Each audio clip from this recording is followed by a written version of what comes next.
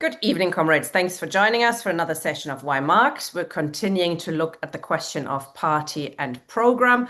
Tonight, we're focusing on the Bolsheviks and their program. Did it fail in 1917, as the story goes?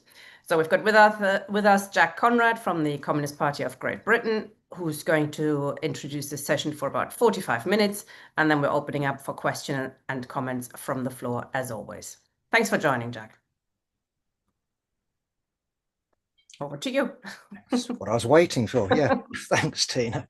Yeah, I should have just dived in, but I'm so used to our online communist forum and waiting for the voice to say you are being recorded or something like that. Anyway, comrades, it's a delight to join you, and I hope we have a fruitful discussion. I know a lot of comrades, are well genned up on this subject.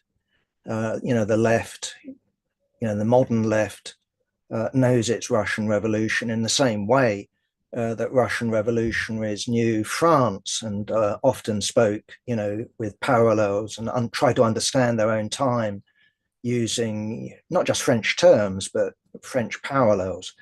Either way, I am going to do a little bit of background, so forgive me if you already know it. I suppose we could begin with the First International. I'm not going to go into the terrible detail, but the point I would make is that Karl Marx actually represented Russia on the executive, on the General Council of the First International. Of course, this was with the approval of Russians, but it should be pointed out it was with the approval of the Narodniks.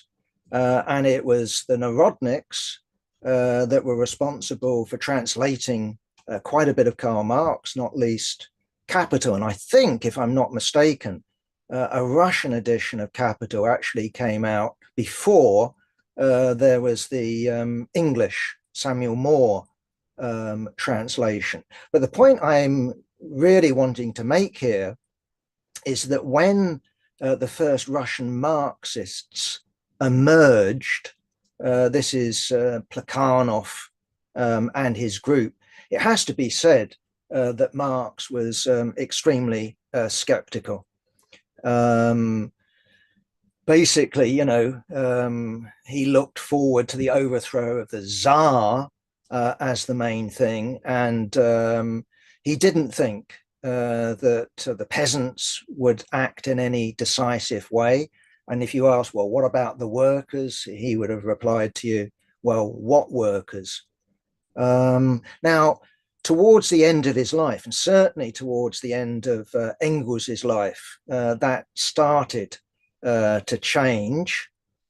Russia, was industrializing mainly through the state. There was a working class movement. Nonetheless, Russia clearly wasn't what you would call an ordinary European country. It was extremely backward. It not only had the Tsar, it was dominated by agriculture, peasant agriculture, not capitalist agriculture. Anyway, the long and the short of it is that what we have is not only the emergence of a Marxist group, albeit exiled in Switzerland. What we have is not only the movement of intellectuals going over to Marxism, we actually see the first signs of independent working class activity in the 1890s. Hence, we get the formation, okay, it was abortive, the formation of the Russian Social Democratic Labour Party. They sent one of their people, Peter Struve, who ended up as a supporter of the Whites, to write a manifesto, not a program, but a manifesto. But I don't know how many of the Central Committee were arrested almost straight away, but I think about half of them were arrested, and really the real foundation Congress of the RSDLP took place in Brussels and then London. And of course, that was under the leadership of Iskra, the paper that was the sort of brainchild of Lenin, but also in cooperation with the old guys in Switzerland, Plekhanov, Axelrod, and others. And it was their program that had been drawn up, okay, with heated exchanges between Martov on the one side and Lenin on the one side and Plekhanov. They'd drawn up a program, and they took that program. You should read Lenin on it. Didn't like it very much, and Plekhanov didn't like being criticized either for these two upstarts pointing out the inadequacies. Either way, it was that program that the RSDLP Congress debated. There were a couple of amendments not to the liking of the leadership of Iskra, Plekhanov, and Lenin. Nonetheless, that's what is agreed.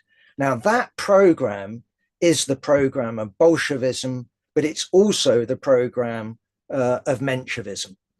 And this program lasted. Okay, there were various moves, for example, in 1917 to amend it by the Bolsheviks. This program lasted until 1919. And what's interesting, at least to me, is the argument between Bukharin, who was already arguing in the middle of 1917 to junk the minimum program, wages, conditions, democratic demands, because he thought not only had Tsarism been overthrown, which was true, but he thought that the world stood on the cusp of socialist revolution. And it's interesting that in 1919, Lenin is saying, well, yeah, maybe, but we ought to keep the minimum program because we might be thrown back to capitalist rule. So yes, they did produce a new program in 1919, but still with the minimum section. The minimum section, as I said, deals with wages, conditions, but also democratic demands. The people's militia, the right to bear arms, unrestricted freedom of speech, etc., etc., etc. Okay. So that's the program of 1903. Now, I think it would be fair to say that this program could be described as a two-stage program. If you look at it, it says the main task that we have, this is, remember, written in 1903, the main task is to overthrow Tsarism. And on that basis, what we can have is a democracy, universal suffrage, a single assembly, progressive laws, but not socialism. It doesn't talk about nationalization, doesn't talk about going towards communism immediately after the overthrow of Tsarism. And certainly if you read Lenin, Plekhanov, and just general Marxists at the time, what they were envisaging is the development of capitalism. I mean, there's no doubt about that. Capitalism would have to do its job, create a mass proletariat, turn the proletariat from being a tiny minority in society to the majority.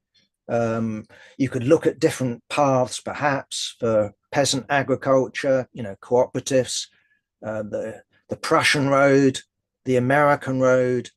Either way, I think it would be fair to say that this was a two-stage program. First of all, you overthrow Tsarism.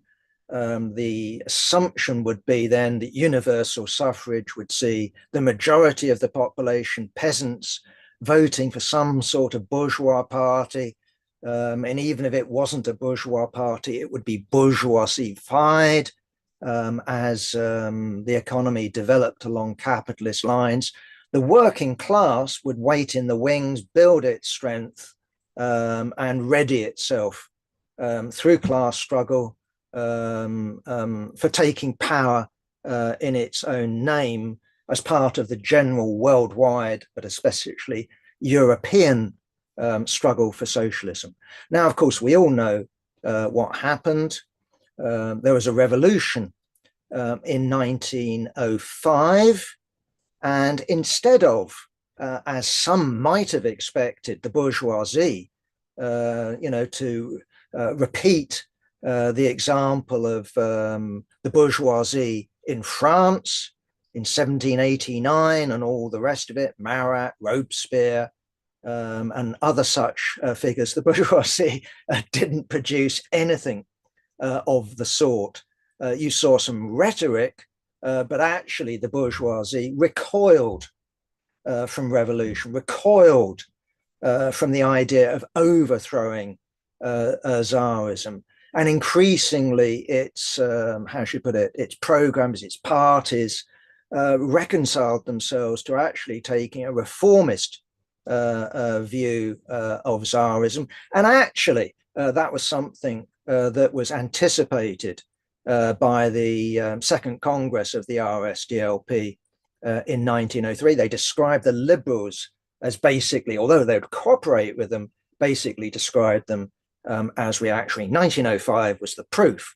And what's interesting about 1905 is that both wings of the party, I mean, this is a party in name, remember, in 1903, maybe a few thousand comrades scattered throughout Russia. The party and both its wings actually assume mass proportions. And what we're talking about is Petrograd and Moscow, but not just there. The Bund had already been substantial, but clearly couldn't become hugely mass simply because it limited itself to the Jewish population, which was very important when it came to the first generation of workers.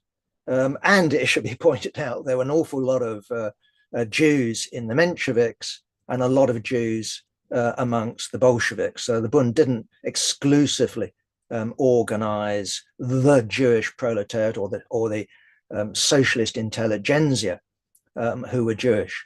But in the course of 1905, what we have is Lenin actually thinking things through again, not radically, but nonetheless. I think that what you've got, I don't know a better term, I'm not sticking with it, but I would call it, he produced a supplement, an appendix to the 1903 program, and that went by the name of two tactics of social democracy in the democratic revolution. And the tactics he was talking about, of course, weren't, Lenin used the word in a different way to us. What he was talking about wasn't tactics, which, change day by day, week by week, sometimes hour by hour. He was actually talking about two strategies of social democracy in the democratic revolution. The democratic revolution is the revolution that's going to overthrow Tsarism and introduce these freedoms that I've already referred to. Now, the Mensheviks were definitely looking to the liberal bourgeoisie, and they talked about pushing the liberal bourgeoisie into a struggle government alongside the bourgeoisie. From Lenin's government alongside the bourgeoisie. From Lenin's point of view, that's fine. I don't want to participate in a government with the counter-revolutionary bourgeoisie. But what about the peasantry? What about the peasantry? What about the working class leading the peasantry? And what about the working class not only overthrowing Tsarism, but having overthrown Tsarism, constituting itself part of a coalition that Lenin described as, what was it, the revolutionary democratic dictatorship of the proletariat and peasantry?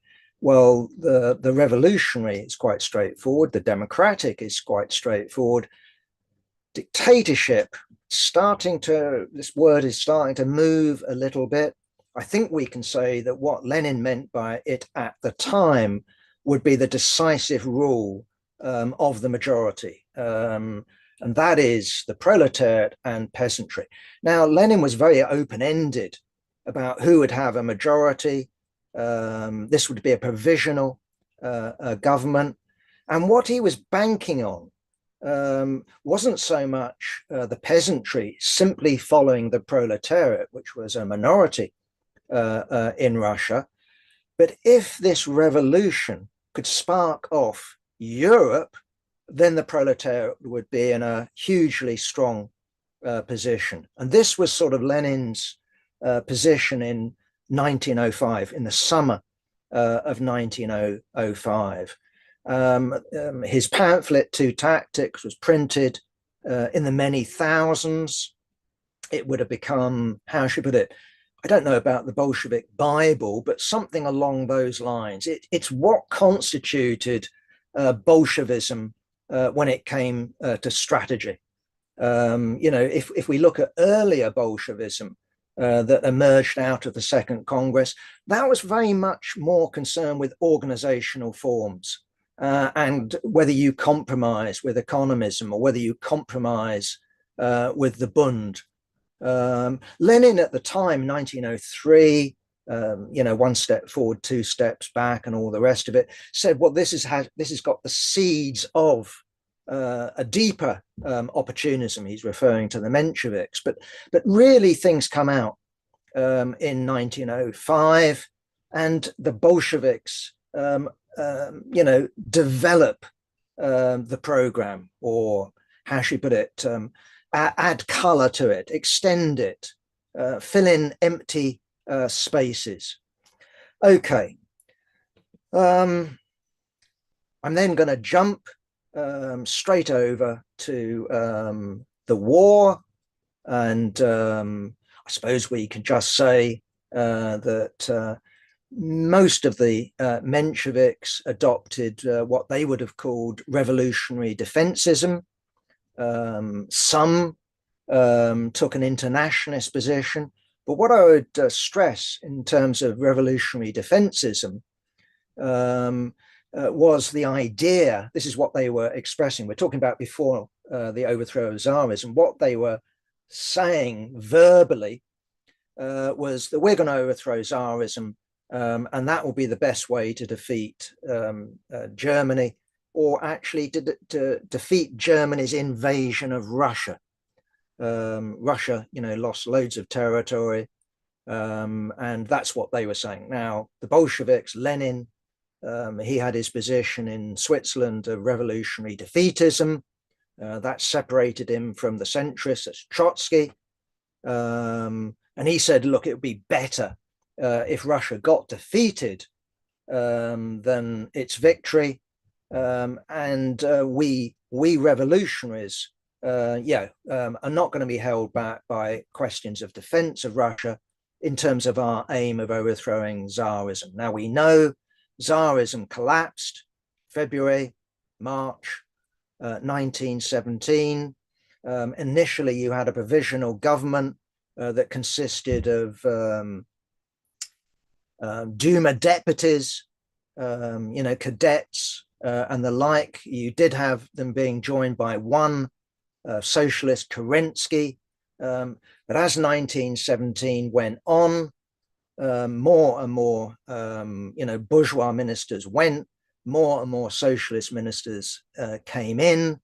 And what we had the Bolsheviks charging them with is actually what you are. You're tied to the imperialist aims of Tsarism. You're locked in to the imperialist alliance with Anglo-French imperialism.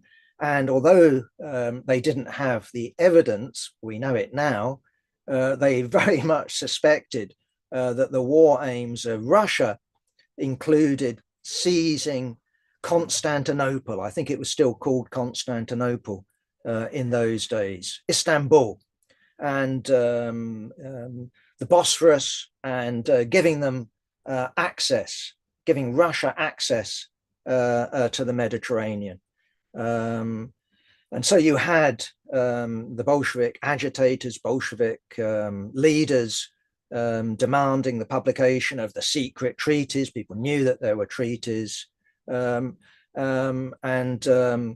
basically saying that actually the Menshevik right and the socialist revolutionary rights were to all intents and purposes imperialist politicians and in the pocket of Anglo-French imperialism. Now, we've got the, I don't know, the story. I was brought up with it. It's a very widespread story, not just, one particular strand of thought on the left, but the story we've got, that comes to us is that Lenin's in Switzerland. We all know about the sealed train coming back with Zinoviev, arriving at the Finland station in Petrograd, being greeted as a hero. There's the socialist ministers with their flowers. Lenin basically saying, using an Anglo-Saxon, "fuck off." And Lenin then turning on the Bolshevik leaders in Petrograd, in particular Stalin and Kamenev, who'd come back earlier than Lenin from their exile in Siberia. They take over the editing of Pravda, and we have editorials in particular by Kamenev that come out with things like, "We will support the provisional government if they do X, Y, and Z." So if they go for a democratic peace, if they distribute land to the peasantry, if they institute elections to the Constituent Assembly. Now, the story we have is that Lenin was furious with this, and it could have been true that Lenin was furious with it. But we also have the idea that what Lenin did, he talks about old Bolshevism and it's useless now, and we've got to begin anew and all of that sort of stuff. And he also has the idea, remember, he's proposing it. Let's junk this name, RSDLP. Marx described social democracy as a pig of a name. I think Lenin was aware of that. But Bolshevik? What the hell is Bolshevik? Majorityist of a faction, of a party that has disgraced itself in the war? We don't want to be associated with the Mensheviks. Either way, we have this idea that Lenin comes back, and what he does supposedly is adopts Trotsky's permanent revolution. And I just think that's just plain false myself. We're not talking about permanent revolution, the pamphlet. We're talking about the pamphlet that's often published alongside that particular work. We're talking about Results and Prospects, which, unless I'm mistaken, I think was produced in 1906. And that is associated with the term permanent revolution. But also, if you look back at Lenin, summer of 1905, this pamphlet I've already referred to, the Bolshevik supplement to the program, what Lenin comes out with, and I'm not reading it in Russian, I'm reading it in English. And in English, permanent revolution of Trotsky is translated permanent revolution. And in Lenin's two tactics, what we get is uninterrupted revolution. Now, it's interesting. I don't know if you can see behind me, I've got Hal Draper's volumes. He actually says, well, if you want to get the idea over, uninterrupted revolution is a better description of both programs. Because what we're talking about isn't something like, I don't know, The Rebel Without a Cause, James Dean, whatever you've got, I'm a rebel against it. I want to carry out revolution until endlessly. That's just my personality. No, what we're talking about actually with Trotsky and actually with Lenin is we will carry out this revolution uninterruptedly until we arrive at working class power. Now, this is an idea that had been originally come up with, not the term permanent revolution, but this idea of uninterrupted revolution and the working class coming to power was originally thought up by Marx, 1848, 1849, 1851, that sort of period. Now, when I look at two tactics, and when I look at the Bolshevik program for 1917, of course, we're no longer talking about the overthrow of Tsarism. What we're talking about, though, is slogans which change, but still nonetheless, to illustrate it, it's worthwhile.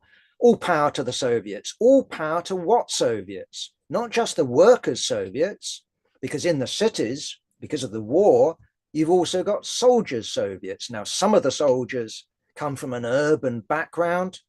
Some of the sailors come from an urban background, but the vast majority of soldiers come from a rural background. And you not only see soldiers Soviets, you also see the springing up of peasant Soviets. So what is the Bolshevik slogan? All power to the Soviets. To me, it's the revolutionary dictatorship of the proletariat and peasantry, concretized in conditions that no one had expected of dual power, because you had a provisional government, the Tsar had been overthrown, but also the peculiarity of 1917 until October/November was the leaders of the Soviet, not least leaders of the workers' Soviets, the Mensheviks, socialist revolutionaries had some support in the workers' Soviets. These people were keeping in power the provisional government, but crucially carrying out the policy of the bourgeoisie, of imperialism. That was a peculiar situation. And basically what Lenin put forward in the April thesis was quite correct. We have to win the majority. And yeah, he had an argument with Kamenev. If you want to read the best account of that, I do recommend Lars T. Lee.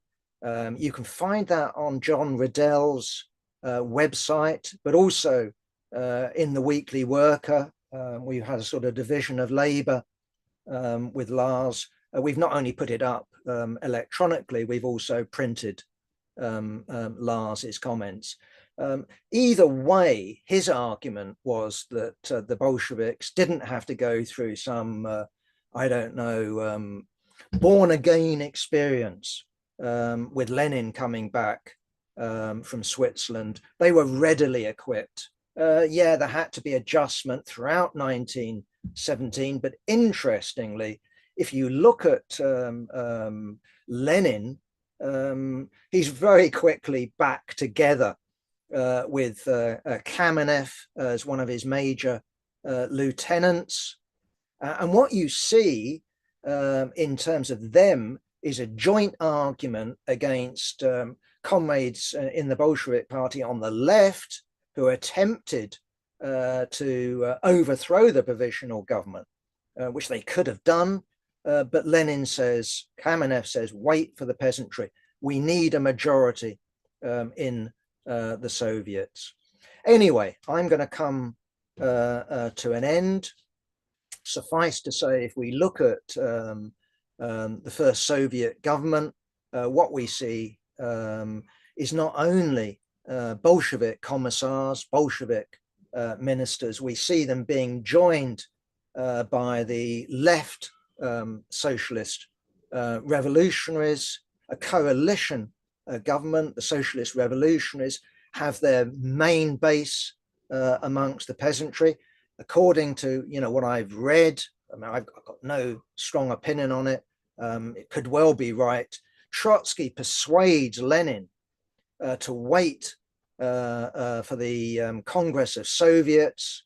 And what we have is not only, as they all knew, a solid Bolshevik majority in the workers and soldiers Soviets. What you have is a left R majority in the peasants. These people were in favor of the overthrow of the provisional government, were in favor of a democratic peace, cancelling the imperialist secret treaties. They were in favor of the distribution of the land to the peasantry and not prevaricating.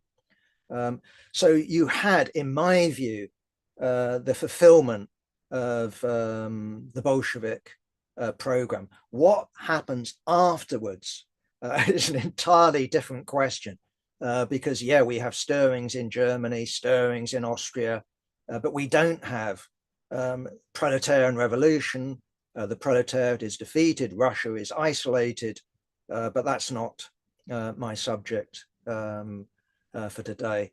So yeah, the Bolshevik program, I think, was vindicated. But again, I would just say that when I do have discussions with Lars, I fundamentally disagree with him on this one. He thinks that the Bolshevik strategy of sparking the European Revolution, crucially, as the first decisive point, the German Revolution, was delusional. I fundamentally disagree with that. I think you could have had a revolution in Germany, but as I say, you know, that's a subject for another opening by someone more expert than I am on the German revolution and the forces involved. So I'm going to finish with that. Tina, thank you very much. Thank you very much, Jack. Really interesting introduction. Much longer than I thought. Half an hour. You can, if you have something else you want to cover, feel free. I'm sure there's going to be comments and questions from the floor. Comrades, if you have would like to ask a question or whatever, or might comment or disagree, we love disagreements, as you know. Please click raise hand, and we'll bring you in. There is I know why you explained the question of uninterrupted revolution. That obviously is often labeled or put against Lenin from the Trotskyists, comrades, and you know, there are some in this meeting. Perhaps they want to make that case themselves. But why do you think there was so much emphasis on that question? That, you know, it's not, you know, Lenin didn't say permanent, Trotsky did it, and why does it matter? And understand Trotsky himself also made the point. You know, he afterwards, after Lenin's death in particular, was trying to say Lenin actually agreed with me. He didn't get it at the time. He became a Trotskyist to all intents and purposes. What was the sort of the political situation, the reasons for that, if you could explain that while comrades still thinking about their questions and comments? I mean, my own knowledge on this is too limited. And I mean, if someone here knows Russian, that would be helpful. But again, all I can say is that Draper, and I think that's right, simply says that in English, the word uninterrupted conveys what it's about better than the word permanent. Permanent means, in my English, without end. Uninterrupted means we go, I mean, uninterrupted journey. We get to where we want to go to. I mean, that's how I take it. Now, I have read Lenin, I think it's at the London Congress of the Bolsheviks, or it would be the RSDLP. This is when he's in alliance with Rosa Luxemburg. And Rosa Luxemburg comes up to him in the Congress and says something like, this is me being a bit cheeky, look here, Vladimir, is this uninterrupted revolution? Is this permanent revolution? And Lenin turns around and says, well, of course it is. And you can read that in Lenin, I think 1906, 1907, or that sort of period. So again, I don't know what exactly it conveys in Russian, but Lenin's response, and again, you can read that in Lenin, was, of course, can't you recognize that this is permanent revolution? And of course, he's referring not to Trotsky, but Marx. And the word permanent revolution, of course, goes back before Marx. And this is something, if you want to find about, you know, all about it, read your How Draper. So yeah, I do think with Trotsky and the lessons of October, what we have, I think myself, is a rather desperate attempt to blacken the history of Bolshevism, to basically say that Bolshevism pre-1917 was irrelevant, because that's what Trotsky was not quite saying irrelevant, but basically he was dismissing both main wings of the RSDLP as, how should I put it, primitive or as inadequate. And he thought that spontaneity, the revolution itself, would sort things out and would unite the party, where Lenin was much more of the view, I'm prepared to unite with some Mensheviks, like, for example, the pro-party Mensheviks of Plekhanov for a time, but I'm not going to unite with what he called the liquidationist Mensheviks. These people should be expelled. I've expelled my liquidationists, he would say. You need to expel yours. Either way, I would say that if you look at, and I think I'm right, if you look at Trotsky's permanent revolution, he makes the argument, and I'm not someone who's done the scholarship, but he argues Lenin never actually read my work, i.e. Results and Prospects. He said that because he gets it wrong, and he's not arguing with me. I didn't call for not a czarist government, but a workers' government. That was Parvus. Lenin clearly was not arguing with me. He thought he was arguing with me, but he wasn't. And I'm prepared to accept that. And so what you get is a factional war between these two individuals. Lenin is the leader of a big, important faction. Trotsky is a nothing, except he's brilliant. He's a brilliant, annoying, pain in the ass writer, right? Who really must have niggled Lenin. And he goes around organizing, I don't know, sideshows and buggering up Lenin's plans. That's how Lenin, I would suspect, viewed him, until they eventually unite. And even that was a difficult thing. I think Trotsky, for example, said, I know he said, I've read the minutes, Zinoviev, Kamenev and Lenin visit the inter-district meeting that Trotsky joins when he comes back from exile. And Trotsky says, you've got to change the name. I hate the name Bolshevik. I've argued against Bolshevism all my political life. I'm not going to start calling myself a Bolshevik. And just reading my old friend Lars comments, well, actually, I think Lenin would have liked to have junked the name. The problem was that the masses knew the Bolsheviks as the Bolsheviks, and to have junked the name then and call themselves communists would have just caused confusion.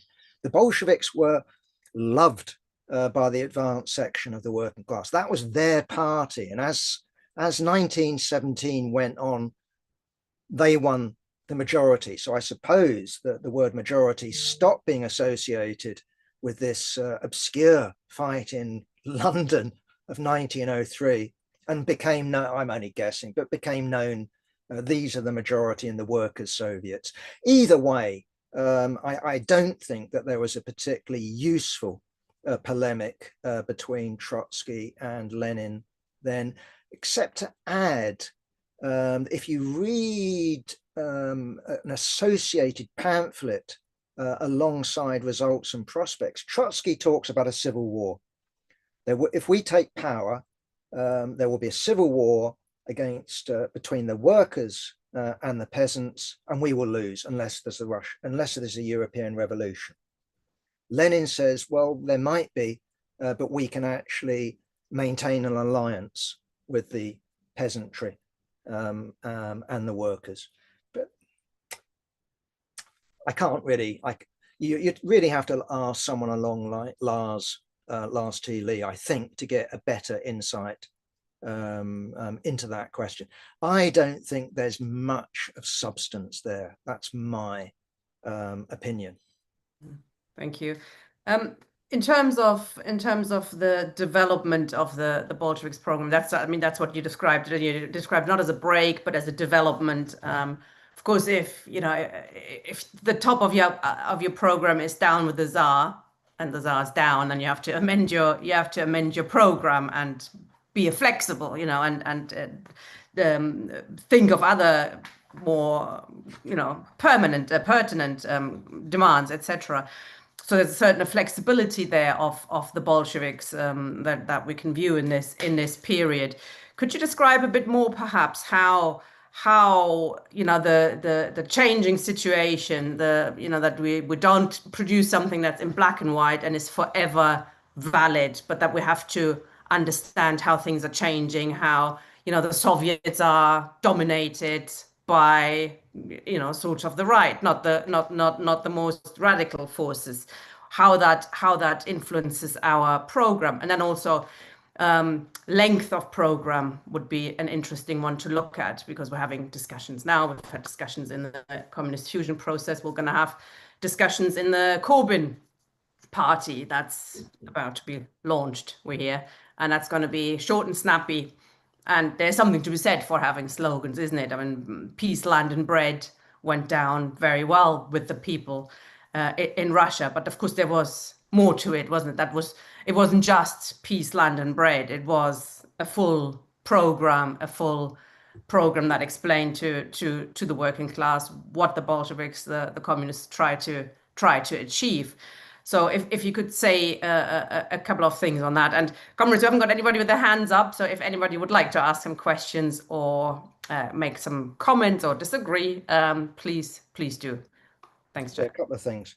I just noticed my friend Alan Gibson in chat. I normally can't see, that's why I've been doing that, to put my glasses on.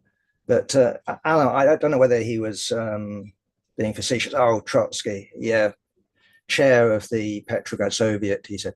Well, yeah, and it's interesting that if you read Trotsky, what you've got is a whole series of, you know, instances of cooperation between the Bolsheviks and Trotsky at that time. That's absolutely right.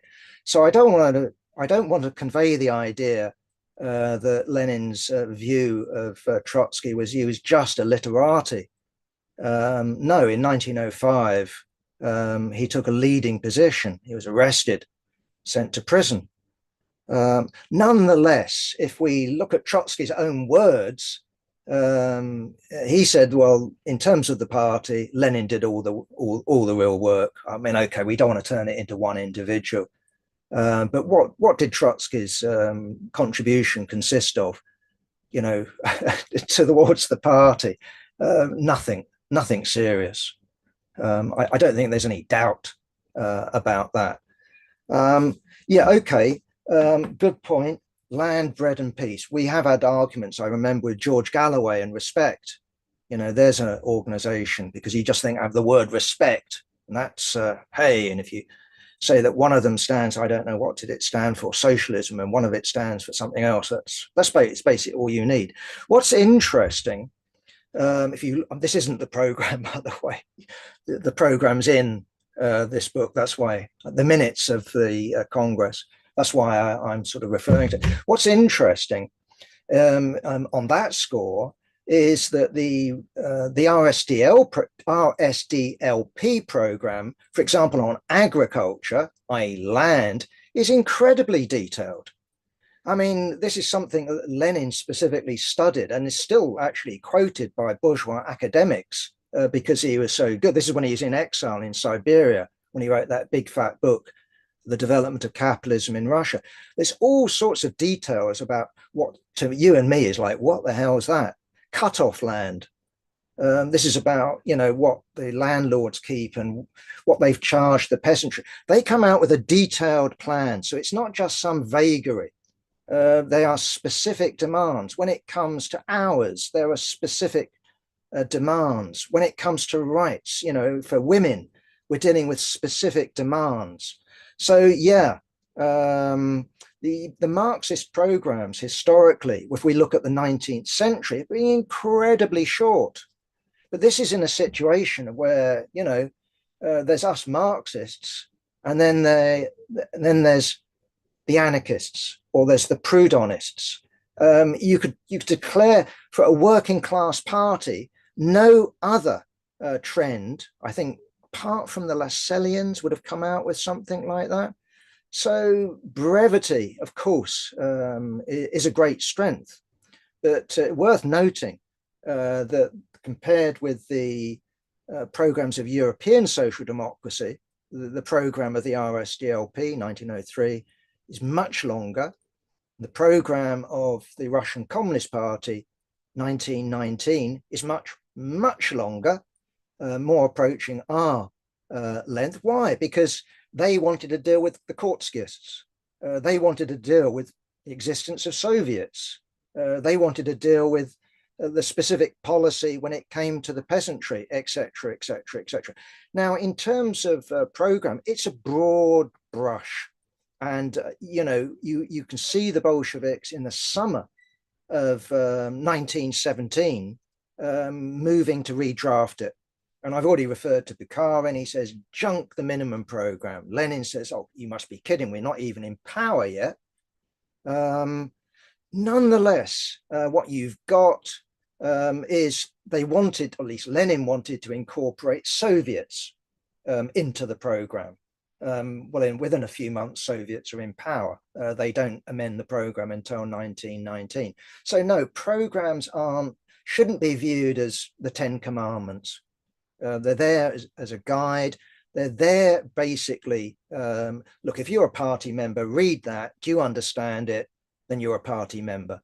If you fundamentally disagree with it, then there's a problem. So no, they're not religious texts. So I think I've answered. I don't know if there was anything else, Tina, that you asked, but the kind of that bit you talked about this is you saw it as a development of the program rather than a break. We had a bit in the chat. Somebody called you a Stalinist for not seriously discussing Trotsky's role in the 1917 revolution. I don't think that's the definition of Stalinism, but that may be as it is. But could you maybe explain your view on? I don't mind. I mean, clearly. Anyone who looks at 1917 after Trotsky joins the Bolsheviks can't deny the contribution that Trotsky played. If you look at the Congress of the Bolsheviks when they elect their leadership, I think I'm not mistaken. I think Lenin gets a near unanimous vote. I think one person doesn't vote for him. That could easily be Lenin. I don't know what the culture was in the organization. And then what you get is Trotsky's within a few votes, Zinoviev and Kamenev. Clearly, there's a recognition amongst the Bolsheviks that Trotsky is a leading comrade. Trotsky becomes the leader of the Revolutionary Military Committee of the Petrograd Soviet, becomes the effective organizer of the October Revolution, and of course goes on to become the real architect of the Red Army. No one can take away that, and I'm not trying to take away that. If, on the other hand, you want to talk about Stalinism and Trotskyism, bizarrely, has the same April myth. Now, either that's because it's true, or because they share the same myth of Lenin coming along and the Bolsheviks all stupid, a bit like Jesus and his disciples. What's all this? I've never heard of this before. Well, yeah, you have since 1905. It just doesn't make sense to me.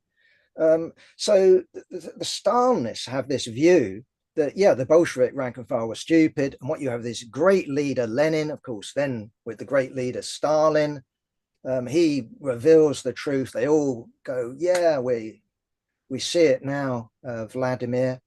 Yeah, and also what you get with the Stalinists is that what Lenin called for in October was a socialist revolution, which he actually denies in the April thesis and denies consistently thereafter. He does talk about now we should construct the socialist order, but what he meant by that, in my opinion, is we will spark the European revolution, and then we can get into what we mean by socialism stuff. But no, I'm not trying to denigrate Trotsky.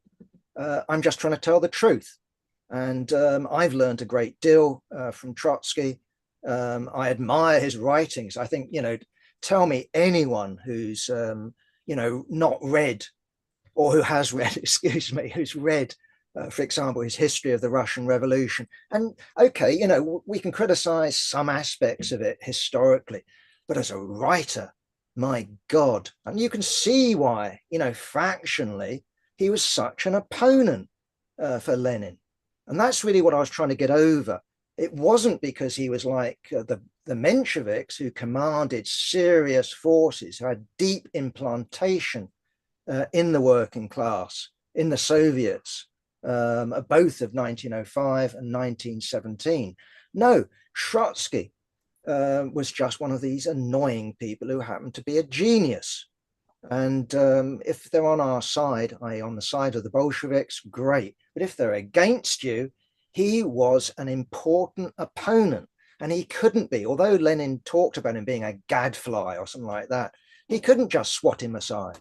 Trotsky was an important figure, even in isolation.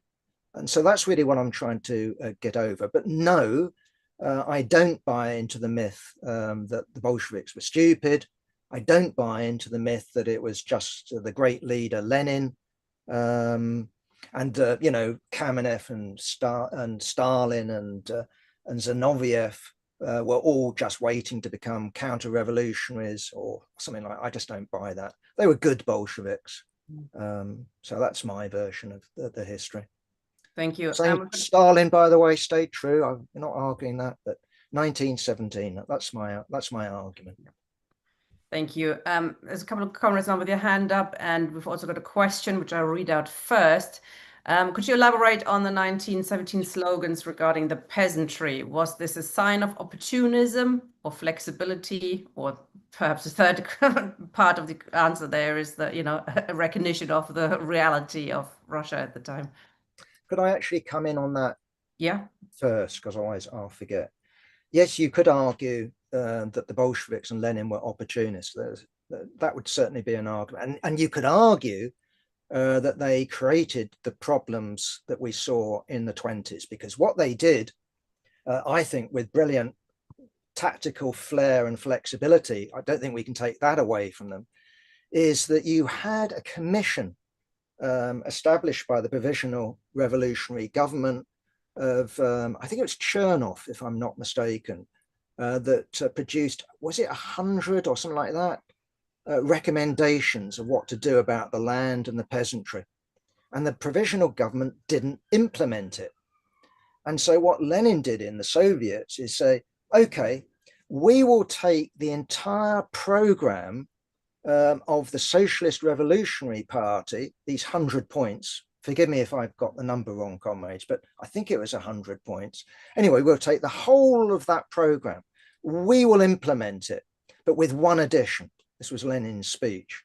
All power to the Soviets. So we'll overthrow the provisional government, but we will implement this program. Now that meant the possibility, to use a Russian term, of the black distribution.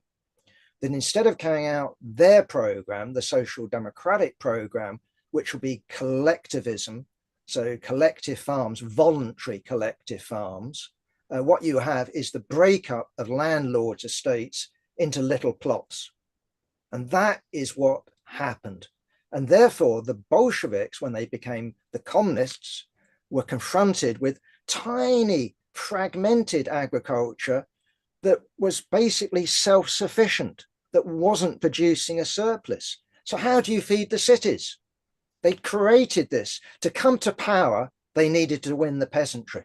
Having come to power, God, what do we do to feed the cities? So yeah, if someone wanted to argue that this was opportunism, I could go, well, yeah, but my argument would be this, that nothing that the Bolsheviks did in terms of coming to power can be justified unless we put it into the context of world revolution and Europe. To have the idea we come to power in Russia, the working class will align itself with the, and we will rule and everything will be one. That's just bollocks, if you excuse the Anglo-Saxon.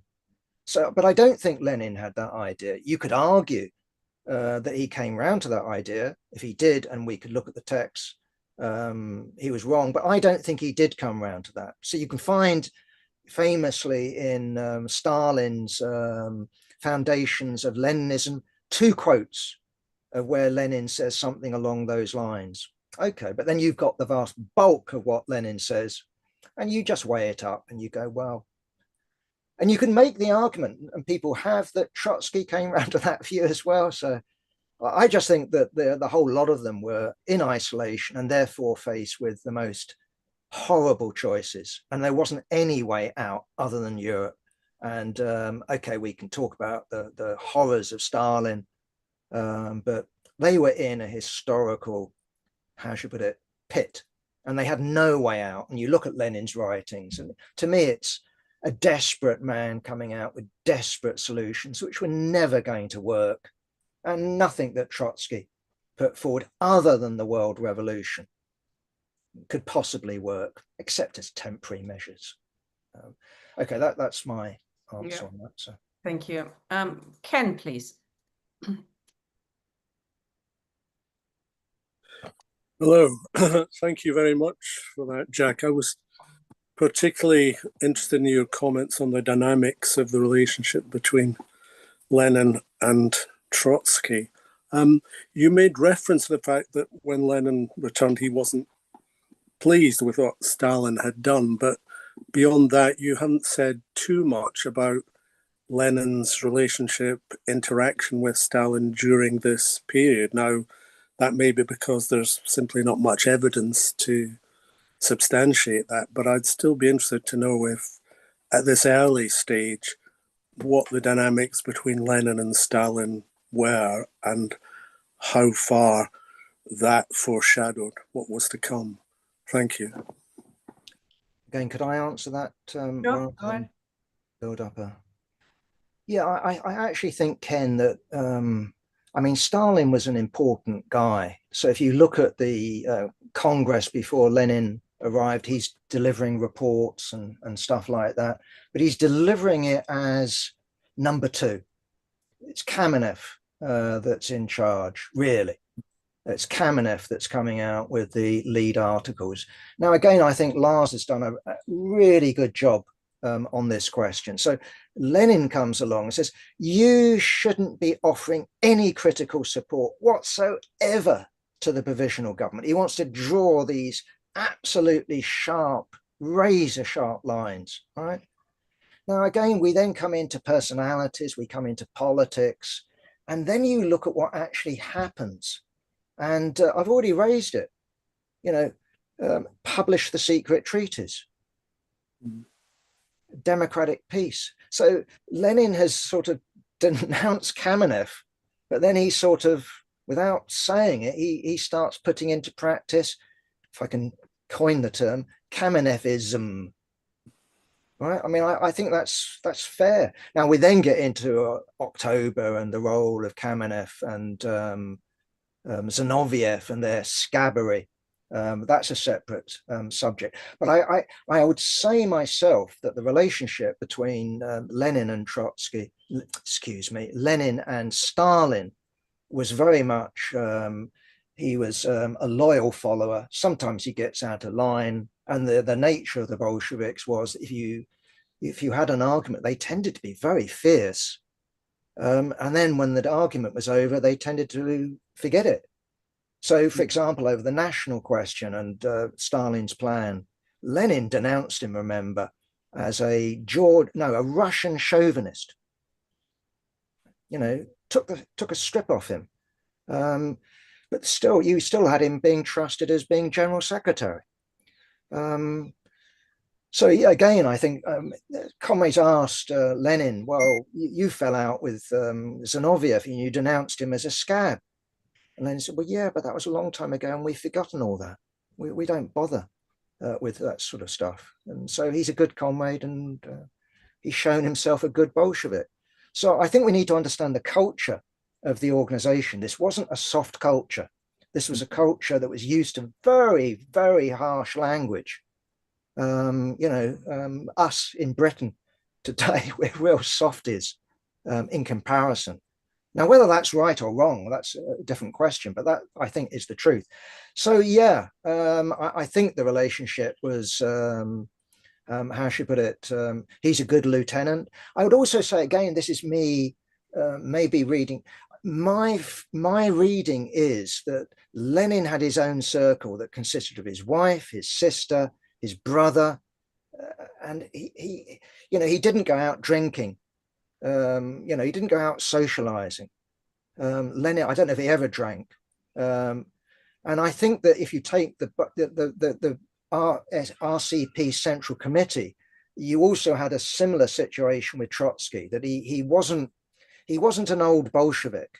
So if you take the old Bolsheviks, they'd known each other, they socialized, they intermarried. I know you had Trotsky's sister, wasn't he married? She married to Kamenev. Either way, the point I'm really trying to get over is we're dealing with personal dynamics. And I don't think that you could describe Lenin as a buddy of Trotsky. And I don't think you could describe Zinoviev or Kamenev as a buddy of Lenin. But I think you could describe, at least at that time, Kamenev and Zinoviev and Stalin as sort of buddies. These people socialized, they talked, they mixed. But anyway, I've done my best in terms of the relationship. But I would look myself less to Stalin and more at this time to Zinoviev and Kamenev.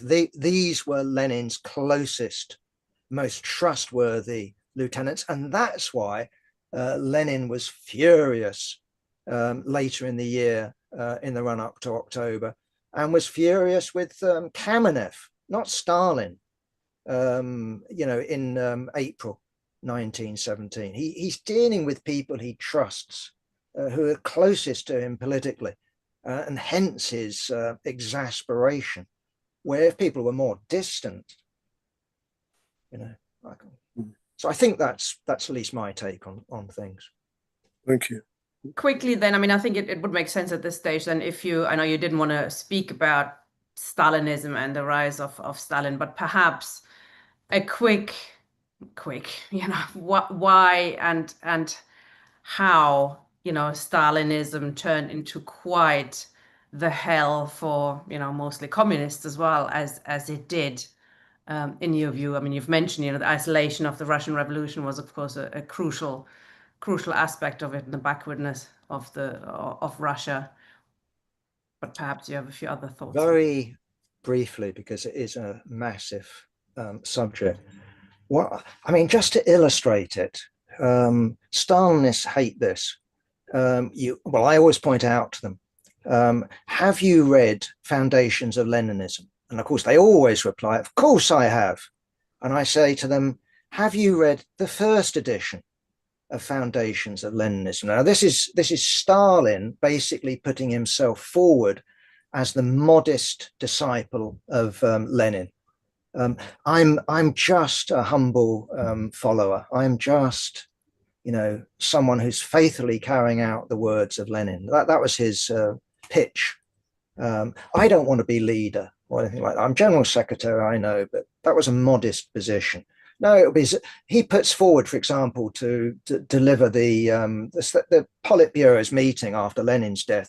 Who's going to deliver the report, the main report? I think the comrades say Trotsky. He goes, "Oh, that's dangerous. I don't want to put myself forward as the Bonaparte." Stalin, no. Zinoviev. Okay, so Zinoviev says, "Well, I'm up for that." Okay. The point I would make, if you take the first edition of Foundations of Leninism, he asked the question, this is Stalin style, can there be socialism in one country? No, of course not. I'm paraphrasing, but no, of course not. What a ridiculous idea. Second edition, which comes out in the same year, well, of course there can. And there are two quotes from Lenin. Now, in my view, this document or this book pamphlet is of symbolic importance, of huge symbolic importance, because what he's doing, he's splitting the fate of the Russian Revolution from the world revolution, right? That's symbolic. And that matters, I think, in terms of later developments. And he puts forward the idea, along with Bukharin, that, okay, they can't get to what they might have called full socialism, or I might call full communism, or something along those lines. Doesn't really matter. But they're putting forward the idea that there's really a bright future for Russia in isolation. And I know Trotsky comes along with a similar plan, along with Preobrazhensky. Yeah, you want to hang on. Of course, I understand. But the idea that you can uninterruptedly within Russia go towards such a future, I think is delusional. And I do think that, okay, if you're in a desperate situation, what do you want to do? I mean, I've had the argument, comments have asked me, well, why didn't the Russian Bolsheviks just admit that they'd cocked up, they're isolated, and bugger off to Europe? Well, you could do, a few thousand of you. What then happens to the population of Petrograd, the population of Moscow? If you'd seen what happened in Finland, remember, part of the Russian Empire, which also had a red revolution, they also had a white counter-revolution. And I think the statistic is something like 10% of the proletariat in Finland were massacred. Now, that is what you would have expect in Petrograd. That's what you'd expect in Moscow. The forces of counter-revolution wouldn't have been satisfied with a few leaders who might have been able to get abroad. They would have massacred, as they did in cities, towns, and villages that they took over. They killed all Jews. That was just automatic. Kill the Yids, and then kill the communists. And they would kill every single communist in every single village that they took over. So I just think that there was no civilized route where to retreat. And I don't want to, I mean, of course, I will morally attack and I will scientifically attack what happened in the Soviet Union under Stalin, yes. But I'm not going to set myself up and say, well, in 1918, 1919, 1920, if only you did this, if only you did that. And I know so much better because of, I've got the advantage of hindsight. I think that if the German Revolution didn't happen, they were lost. And it's a bit like looking at the Paris Commune. Marx said, well, you've done it, and I didn't advise you to. But if you've done it, you need to go out to the peasantry. You need to go out to the rest of France. Well, they didn't. What happens? You're lost and you die. So, tens of thousands of communards were killed. Tens of thousands were exiled.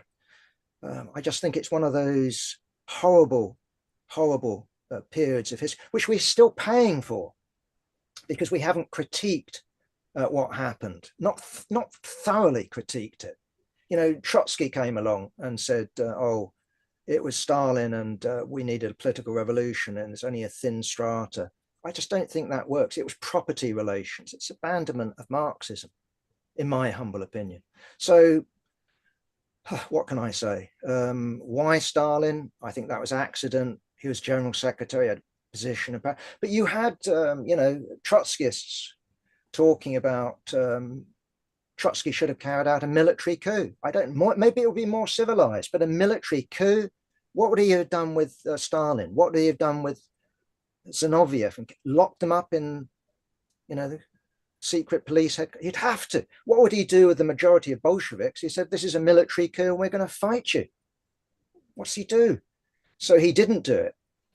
But lots of Trotskyists say he was tempted. Some say he wasn't. But okay, so you go for a military coup. You carry it. Would the army have gone with him? I'm very dubious, but okay, you carry out a military coup. You suppress the Communist Party or you transform it. I can't see how anything good would have come off that. You could argue, and I know Hillel Tikhtin has, that you wouldn't have had the massacres of the 30s. I don't know. I don't know. I don't think any of us know. I don't put it down to the uniquely evil one individual. Stalin wanted to wipe out the Bolshevik Party because the Bolshevik Party had this memory of proletarian internationalism. And if you went for a military coup, they'd still have this memory of democracy, I think. So what do you do about that? So I don't think there are any easy answers, but what we need to be doing is not coming out with excuses, not coming out with trite remarks. We've got to really, in my view, take up the task of Marx and investigate Russia with the sort of, or Russia, the Soviet Union, with the same sort of thoroughness that Marx began to examine capitalism. Of course, he didn't get anywhere near completion, but it does say something for us, 100 years after the event, that we've got so little in the way of any worthwhile theory about the Soviet Union. Very, very little. A very good answer. Alan is asking in the chat, did you say that Trotsky was putting forward something like socialism in one country? Yeah, there's a book. What's his name? I think Anne. I don't know if Anne's. Oh, Anne lives with you. Sorry. Yeah, I think her former tutor put forward that argument. It's not my argument, but you can make that argument. There's a lot of stuff, about, if you look at Preobrazhensky, for example, Trotsky's economist. I mean, why did he go over to Stalin with the launch of the 5-year plan? He said, well, this is our plan. It's not quite our plan, but this is what the left opposition has been arguing for. And I would say, well, there's more than a grain of truth there, Alan. So, yeah, I mean, I'm not arguing that. But you could legitimately argue that. And you also can legitimately argue that Preobrazhensky didn't make a fundamental break when he went over to Stalin. He paid the price. He was executed. But he, along with Pleitikov, former left communist, played a leading role. Wasn't he the deputy, heavy industry minister or something along those lines? A key role. And maybe, well, again, Trotsky made the argument, didn't he, quite rightly, that Stalin stole our program. Okay, carried it out, not over 20 years, but in a few years. So the super industrializers were sort of like, what? Nonetheless, it was their sort of program, primitive, what they call primitive socialist accumulation. Wasn't Stalin's idea. That idea wasn't originally Preobrazhensky, but he developed it most rigorously. Stalin simply took it, stole it. So this is the program of the left opposition. So yeah, I'm not arguing that, Alan, but as I said, I think his name was White. I can't remember his first name, but yeah, I think he's also sympathetic to Trotsky, by the way. He's not a Stalinist. Look it up, Alan. Come back and tell us about it, why you disagree. Rafal, please. Hello. Thank you, Jack and Tina, for the interesting talk. Since we've already sort of drifted from the original topic to questions of post-1917 developments and Trotsky, on the question that was just raised regarding Trotsky's own socialism in one country, what I would say is that I don't think. I think that Trotsky, if you consider socialism in one country to exclusively be the sort of necessary adaptation of the Soviet regime to the conditions they found themselves in of counter-revolutionary encirclement and siege, then obviously Trotsky has his own theory, because everyone in the Bolshevik Party was trying to figure out a way to survive, how to draw out for another few years and await the international revolution. I think to some extent, at least until I'd say the mid-30s, even Stalin was still holding out for an international revolution. But I think that the difference is that while Trotsky and the super-industrializers, and obviously with Preobrazhensky, had a plan for, turning the peasantry into an internal colony and practicing primitive socialist accumulation in order to perpetuate to proletarianize the peasantry and perpetuate the Soviet state. I do think that there's a crucial difference there between that and socialism in one country, in that they nonetheless never admitted and aggressively argued that nonetheless without international revolution socialism would not be possible. So I think there's a critical element of socialism in one country that's missing from any formulation of Trotsky's. As to my main point, I'd just like to slightly push back a bit more than others already have on the question of Trotsky being this scribbler who happened to be a genius on the sidelines of the party.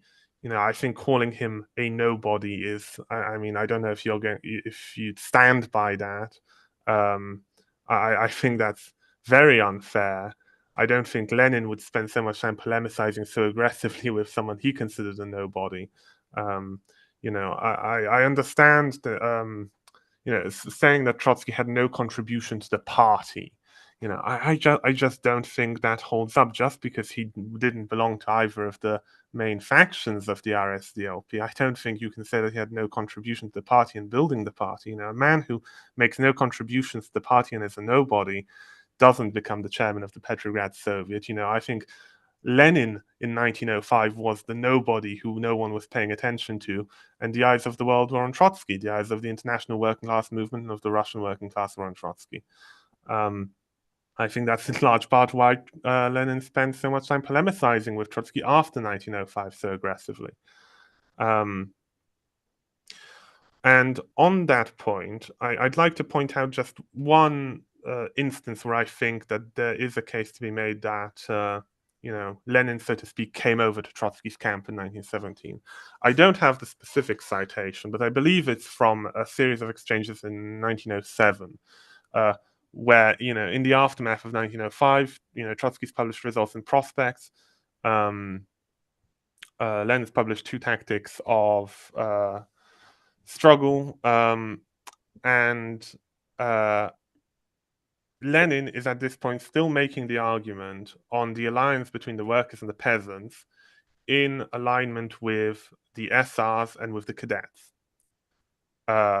and arguing for unity between the workers and peasants and the peasantry in total, while Trotsky is making the argument that no, the peasantry has strata. There is a upper peasantry, a rich peasantry, a middle peasantry, and a poor peasantry, and that the workers can make an alliance with the poor peasantry, but not with the rich peasantry. And Lenin is denying this in these polemics. And I think that in 1917, we definitely see Lenin come over to that side of the argument. Lenin is then acknowledging that the peasantry is divided, and he, in fact, is arguing that we need to mobilize the poor peasantry against the rich peasantry and bring the middle peasantry over to the side of the workers.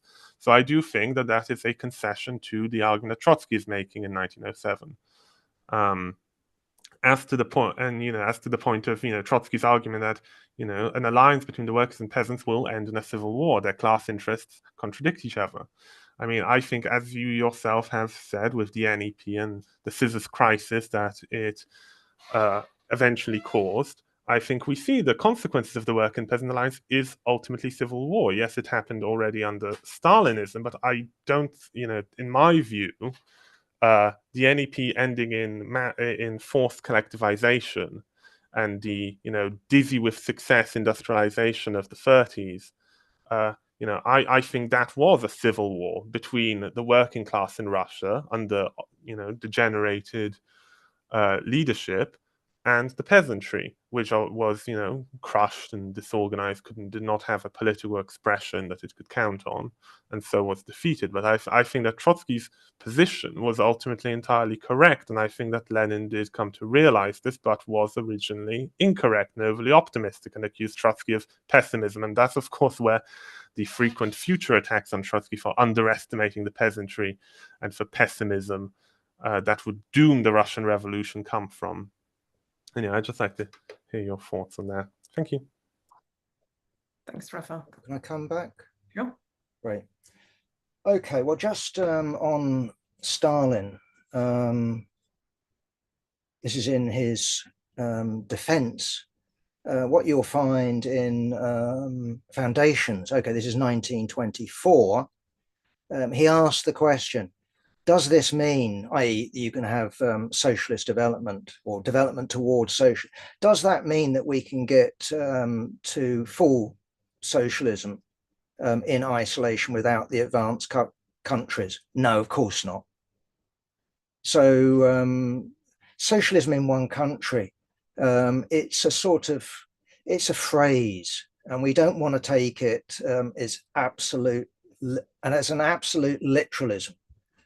So I don't think there's any doubt that if you take, for example, Stalin after World War II, you can argue he's forced to Sovietize, to use a phrase, Eastern Europe. But if you read him, I think he wants to spread the system.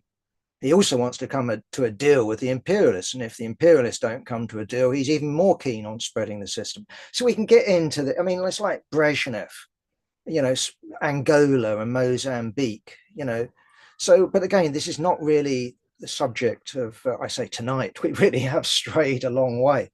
Okay, that's my argument on that one. So these people weren't just narrow-minded. We've got to stay. They weren't isolationists, that we can do everything in Russia or anything like that.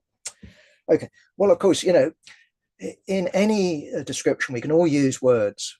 And if you want to pluck on my, he's a nobody, well, that meant that Trotsky didn't exist then or something like that. I mean, it should just be silly. And of course, I think I've sort of made my case that Trotsky wasn't a nobody. He was a somebody.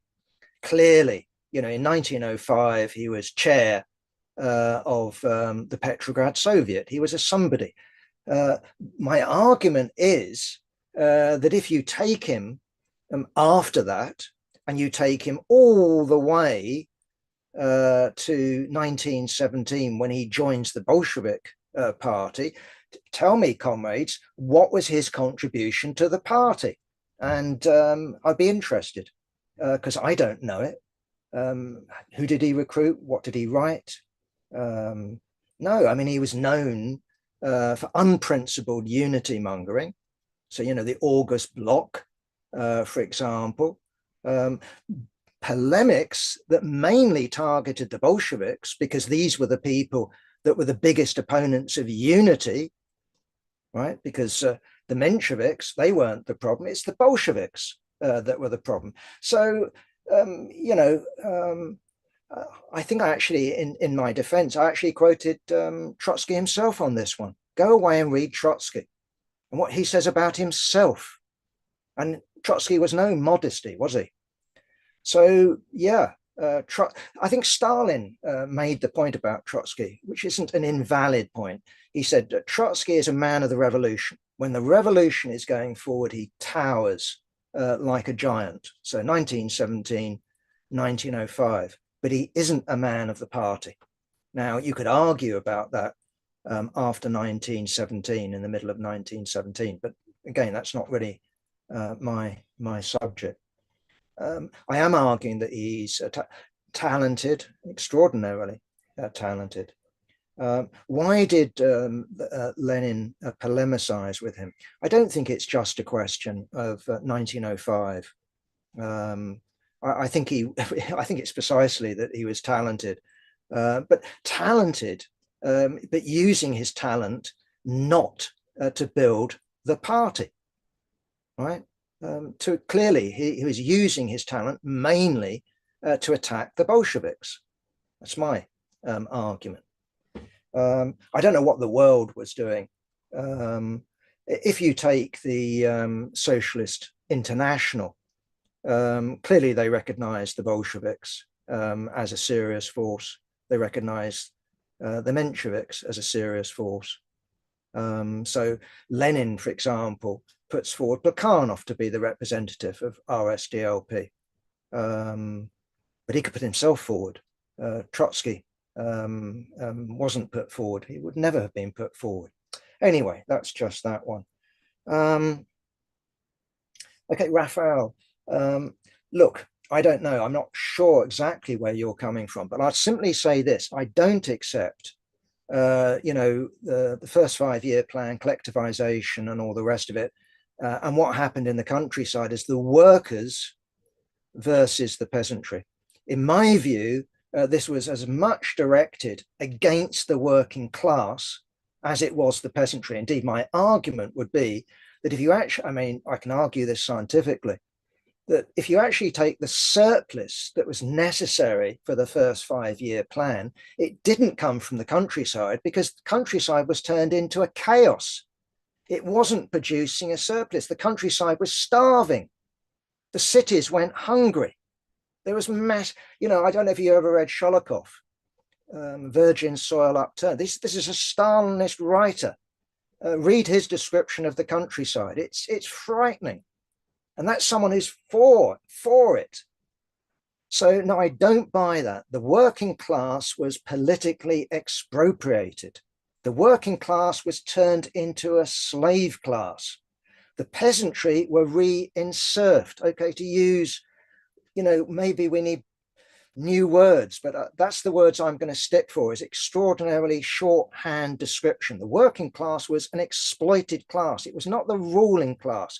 Russia in the 1930s, Soviet Union in the 1930s, was not a workers' state.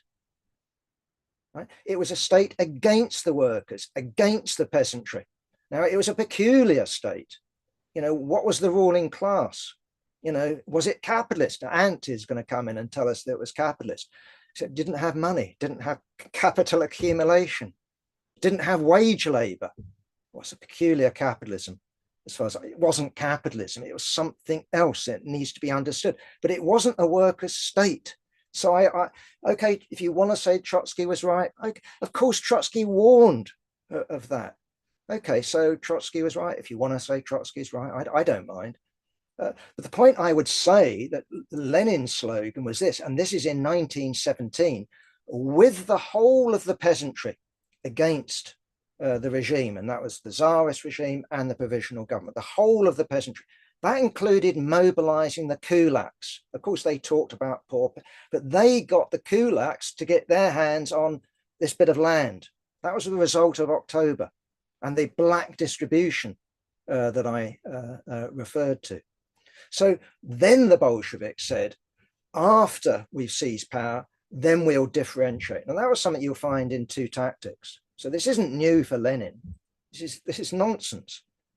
The real question is how successful they were at that. And by all the evidence, you know, I don't think they really understood the peasantry, you know, because these were urban guys, you know, intellectuals. And I know Lenin studied the question in tremendous detail. But again, just to get it over, if you read Sholokov, who's dealing with the Cossacks, what he's dealing with is that the poor peasant isn't necessarily someone who says, oh, I hate the kulak, because the kulak could be his uncle. The kulak was both an exploiter, but he's also someone who lives next door to you. You know, you might want to marry his daughter, or, you know, these people were intermixed. It was complex. So, yeah, they tried to do those politics. But by all accounts, it wasn't very successful. So again, this is theory and practice. But the key question to me, and this is the whole point about the original talk, is it's the European Revolution.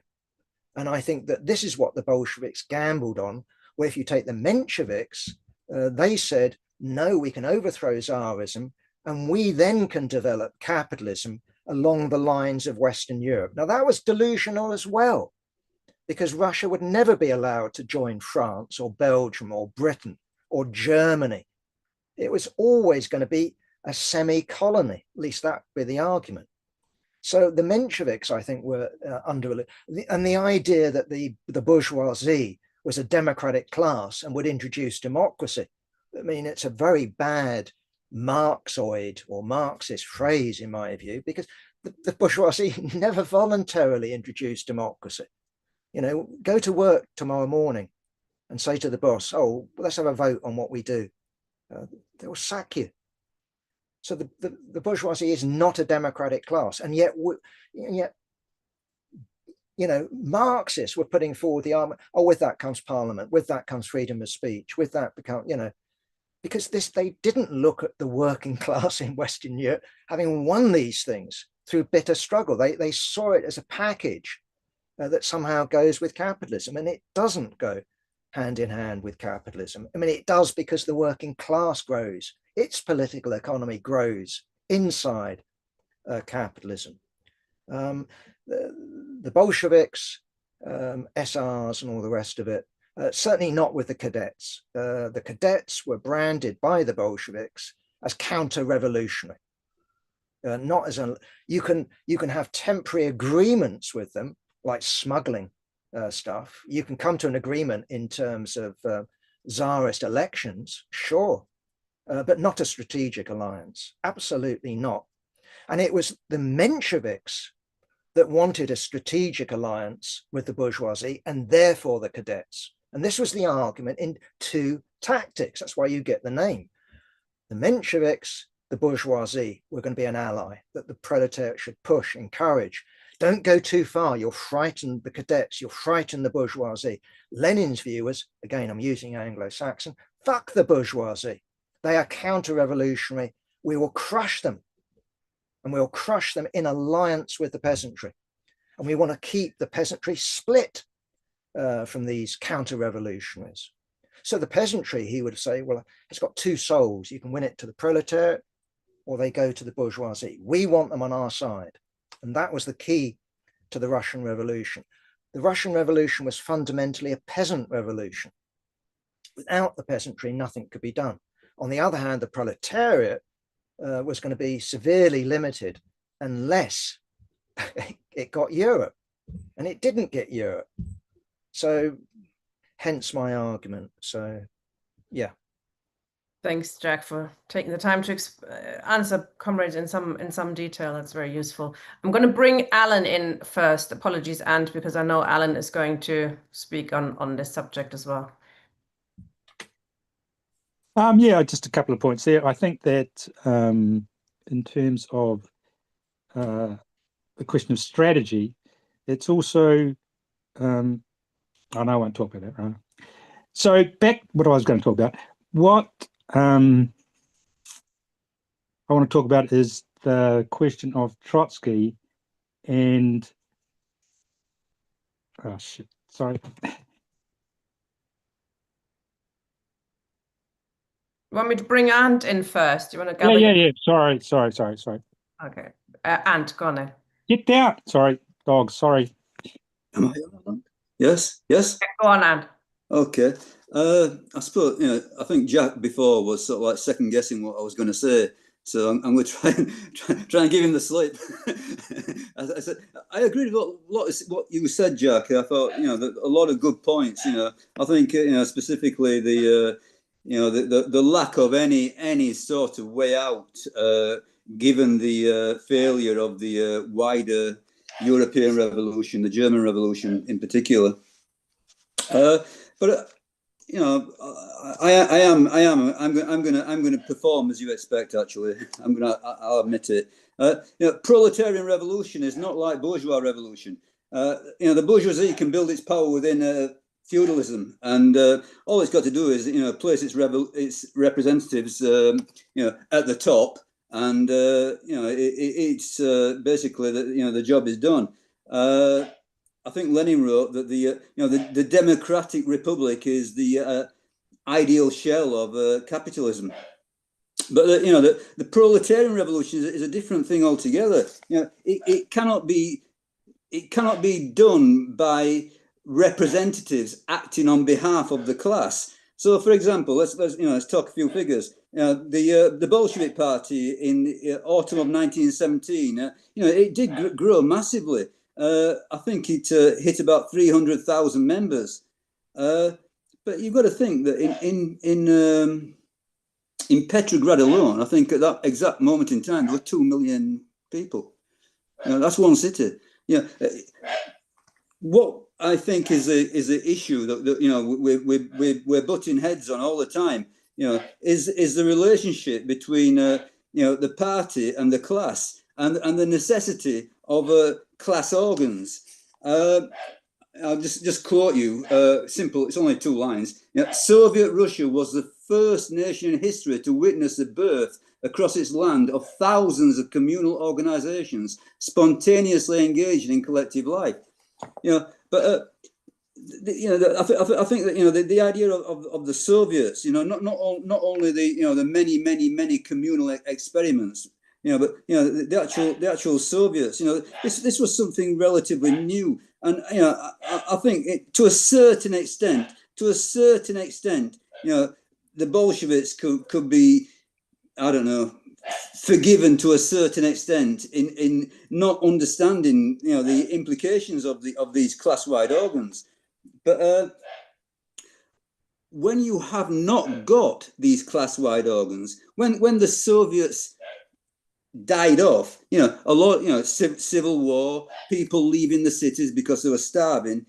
When the Soviets became empty shells, when the Bolsheviks started, introducing a whole series of measures which led to a party state, then the revolution was over.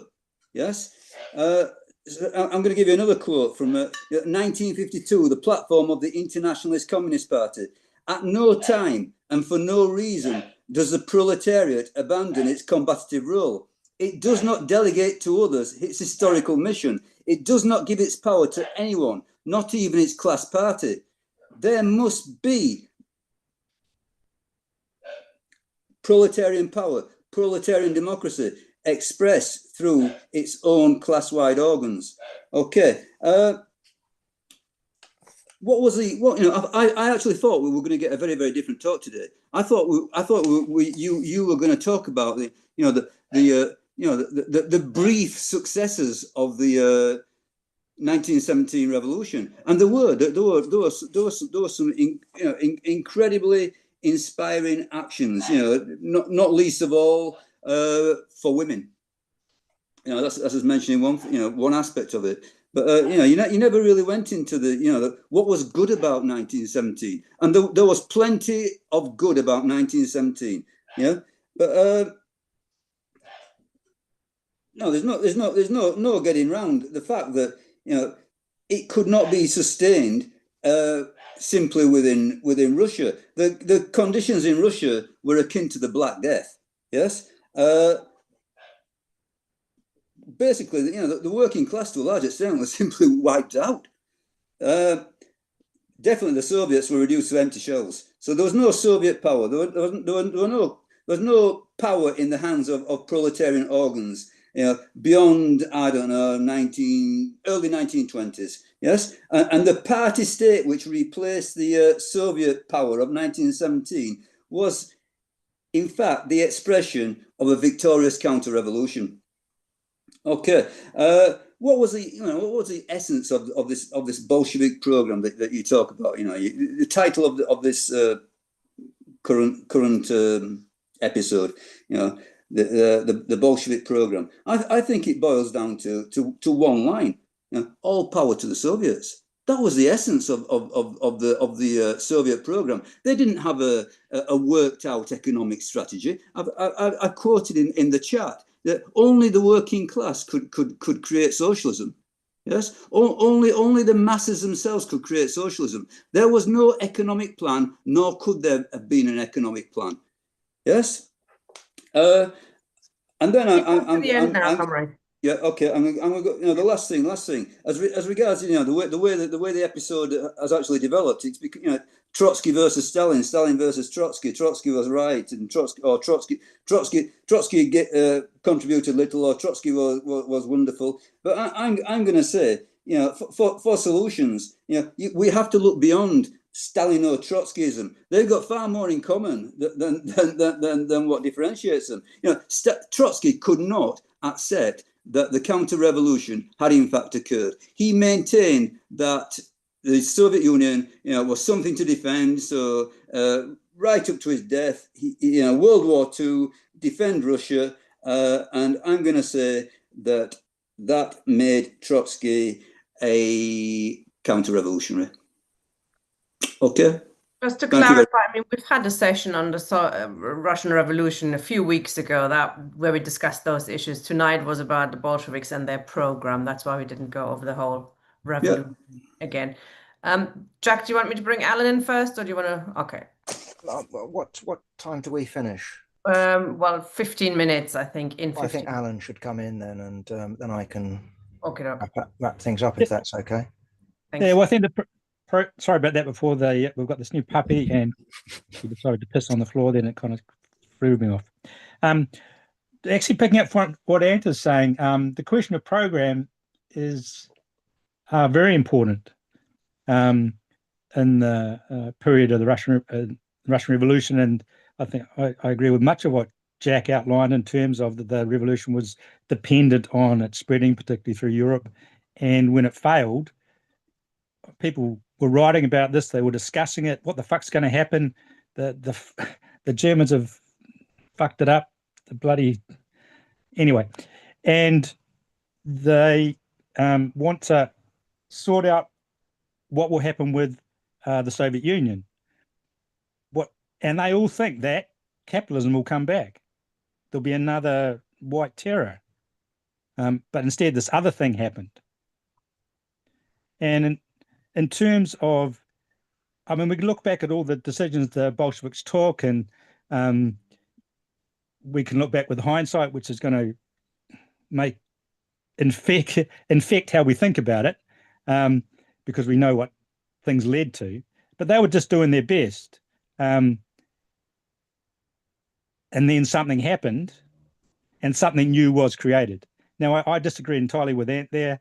Well, not entirely. No, I don't. I think because I give more weight to the Soviets than perhaps the CPGB does. But Trotsky certainly wasn't a counter-revolutionary. But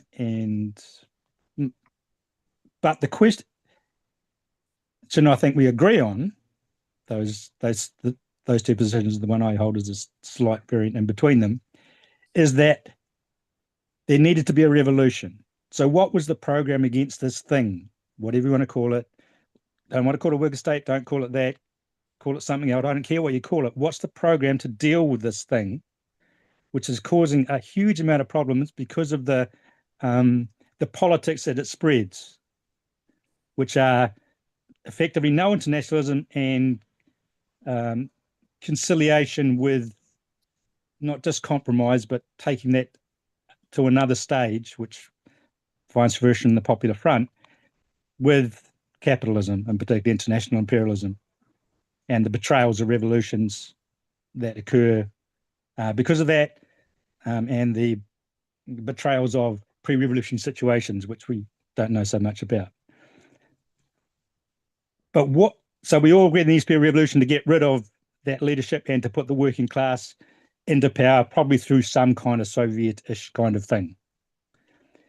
But what do we do when that thing, whatever it is, that power, the state power, it's because it's a real state power, it didn't move away at all, got more consolidated. What happens when that finds itself in a conflict with capitalist restorationists, either internal or external?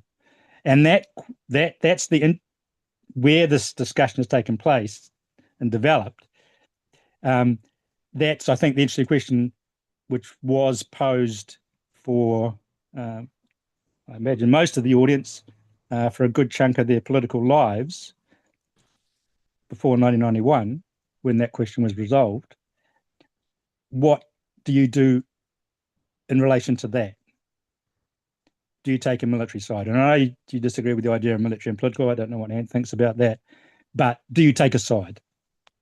While still being for a revolution to overthrow that, the bureaucratic, whatever, class, caste, whatever, the thing that's running the show, as opposed to the working class running the show.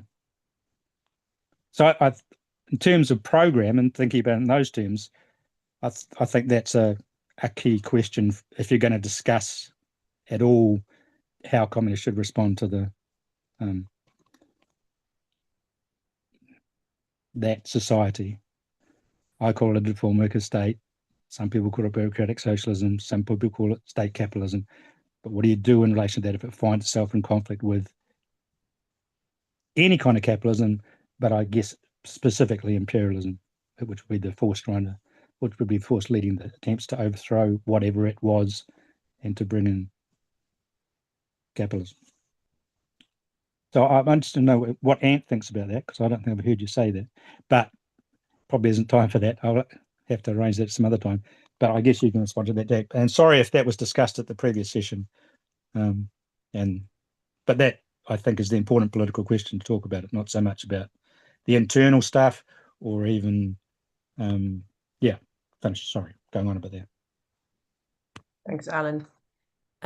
Yes, I suspect over to you now, Jack, to reply to both Alan and Ant and sum up. And perhaps we could, as a final thought, when you're summing up, also what we can actually learn from the Bolsheviks' attitude to program and their flexibility, etc. in that period, in 2 sentences. Wow. Yeah, we've travelled far and wide, haven't we? Yeah. I'll try. I'll do my damn best to come back to program at the end, because That'd be great.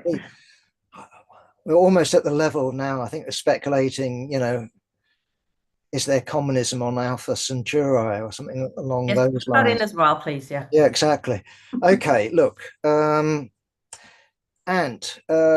bourgeoisie. Well, the bourgeois revolution has taken different forms, and I would simply put in the English Revolution and the French Revolution. I don't know enough about the Dutch revolution, so I'm not going to go there. But there was a mobilization of those below, and certainly in France, that occurred in no uncertain terms. And I think, and this is what I argued earlier on, this was the model that Marxists picked up, and this is the sort of attribute, the sort of features that they projected onto the bourgeoisie. So when the bourgeoisie didn't perform, I'm not saying it threw them. It threw them into something of a crisis. They had to think things through.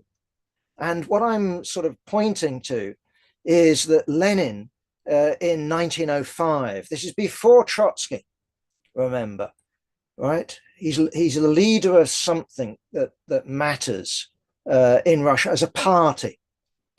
And he's coming up with this idea that not only the bourgeoisie counter-revolutionary, but we, the working class, can participate in not only overthrowing Tsarism, but a post-Tsarist regime. This was, I'm not saying, well, it had its elements of novelty.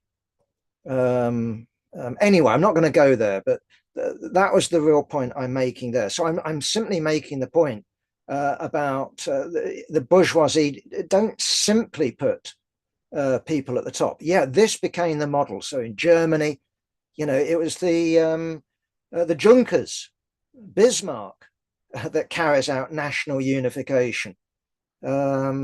Anyway, so that's an aside. Okay. I don't accept this idea that Ant's putting forward, that the working class doesn't actually exercise. I think that's what he's arguing. Doesn't exercise power through a party. I think that's what he's arguing. If he is, that's fundamentally mistaken. Because if we take all of these Soviets, what gives them coherence, what gives them direction, what gives them possibility is Bolshevik leadership. So before Bolshevik leadership, you had Soviets. Yeah, sure. And what were they doing? Supporting the war effort of Russia and Anglo-French imperialism. What were they doing about the land? Nothing. Or having a commission of inquiry. Yeah. What were they doing about calling elections? Well, as little as damn possible.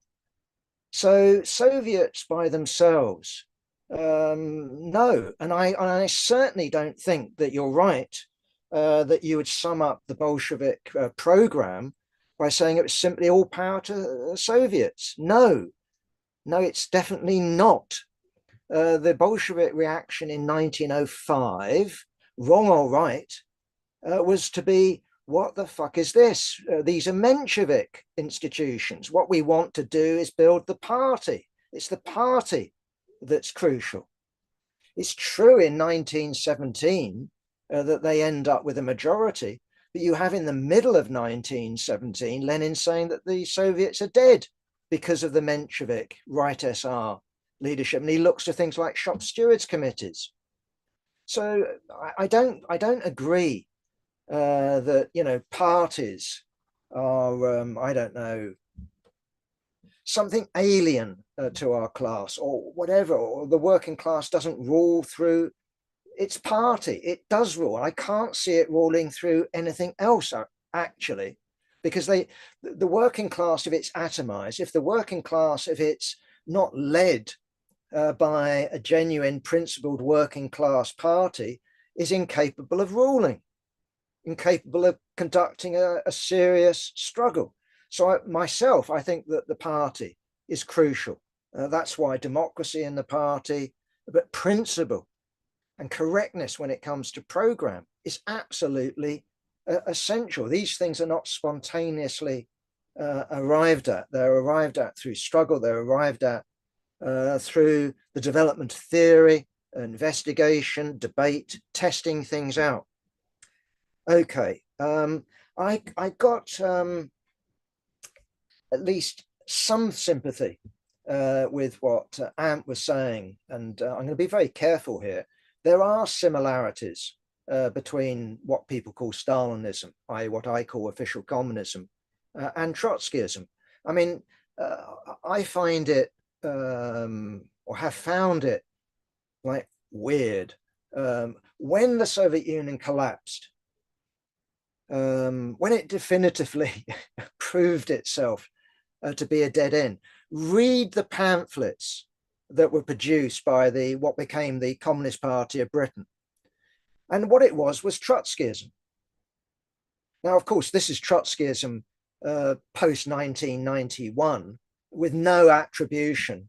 We've nicked these ideas about bureaucracy and, I don't know, going down the capitalist road, and or Tony Chater of the CPB were basically nicking Trotsky. And of course, it was absolutely without the critical content of Trotsky. When Trotsky was writing in the 30s, he was trying to critique. Now, I think his critique was wrong. He called it provisional. I think it's, sorry, I don't mean this rudely, but I think it's dumb to stick with the word of Trotsky. Use him to open a door, open a window, use him, you know, his critique of the first 5-year plan is worthwhile reading. He gets it wrong, but he also gets so much right. But to stop with that, to stick with that, I just think is un-Marxist. I don't think it does any favors to Trotsky's memory. I think the last thing that he would have wanted to establish is something equivalent to a church that simply repeats his words as, you know, tablets of stone or something along those lines. But I would agree with Alan that when Trotsky called for a political revolution, we can get into World War II and defending this and defending that, but that really is beyond this talk, I'm sorry. But when he's talking about a political revolution, I take it seriously. He wanted a revolution. Now, in my view, in my assessment, I don't think, I mean, I called for the same thing. I called for a political revolution all the way up to 1991, the overthrow of the official leadership, sweep it away. To me, that is revolution. The real problem is that in the Soviet Union, because it wasn't capitalism, at least not of the Western sort, you had an atomized, you had the workers weren't a class. They weren't organized, and they couldn't organize as a class. And therefore you can call for political revolution, you can call for social revolution. It had no possibility of turning into an actuality. Anyway, what I did after 1991, I thought, well, my ideas, they weren't bad as a critique. It wasn't bad as a prediction. I predicted it would go capitalist. I didn't think that it would, I didn't think that was impossible. I thought it was all too likely. I know Ant would say, well, it was always capitalism. But anyway, I thought it would go capitalist. And I also thought that the human cost would be enormous and horrible.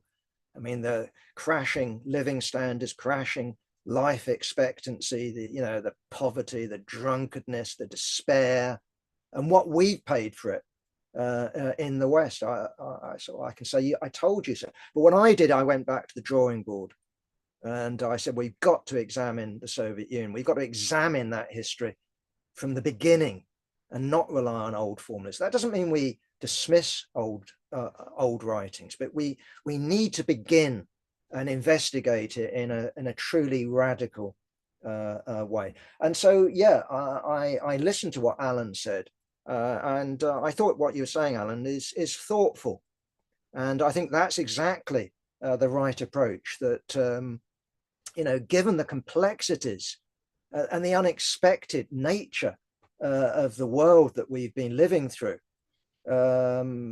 we need to think, rethink, and think again.